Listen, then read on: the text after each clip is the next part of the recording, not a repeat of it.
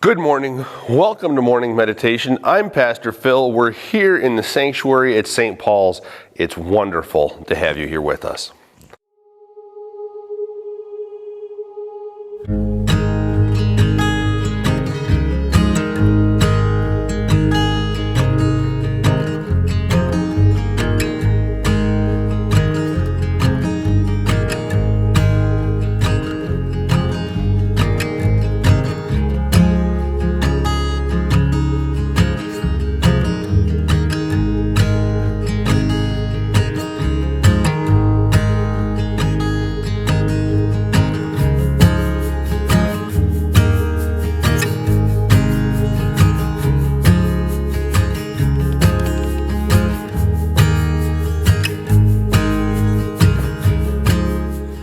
Good morning. I'm Pastor Phil. We're here at St. Paul's, one of the congregations that I have the joy of serving, and we continue on today following some of that discussion that we've been having in terms of the course of this week, with it having been Independence Day, discussing how we're free.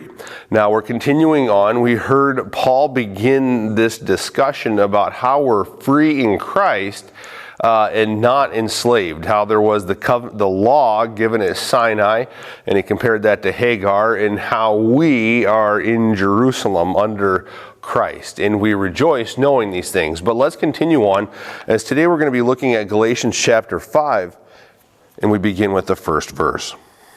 It was for freedom that Christ set us free. Therefore keep standing firm and do not be subject again to a yoke of slavery. Behold, I, Paul, say to you that if you receive circumcision, Christ will be of no benefit to you. And I testify again to every man who receives circumcision that he is under obligation to keep the whole law.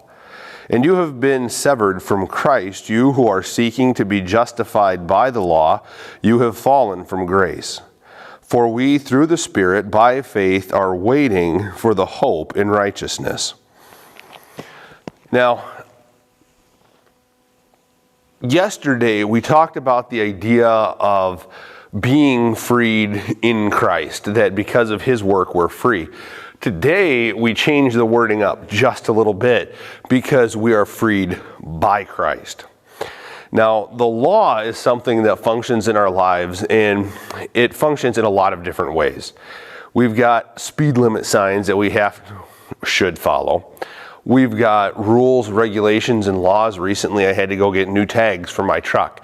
If I didn't get the new tags, I was going to be in violation of law. And is that an unjust law?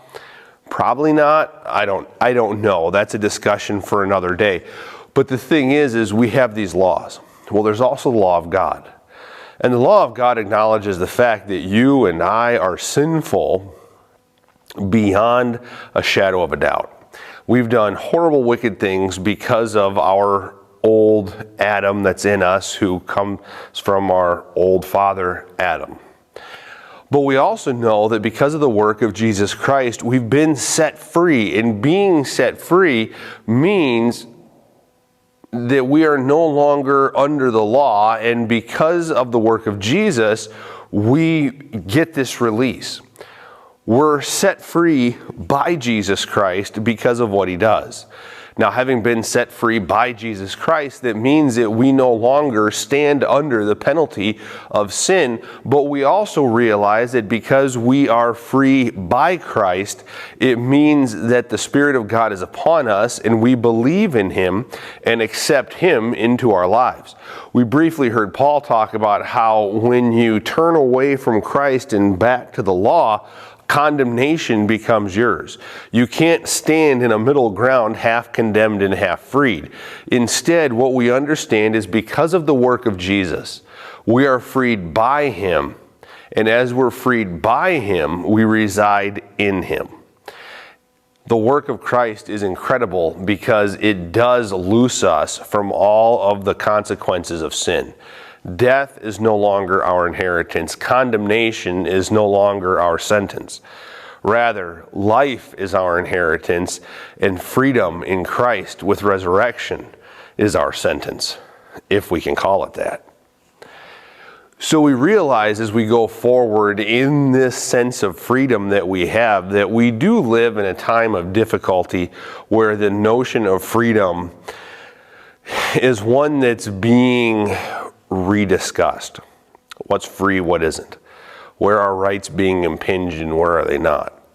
But in the bigger picture, for you and for me as believers, we keep our eyes upon the cross and remember that the law is no longer condemning us, and that because of Jesus Christ, by his shedding of his blood and by his resurrection, we are raised and we are freed.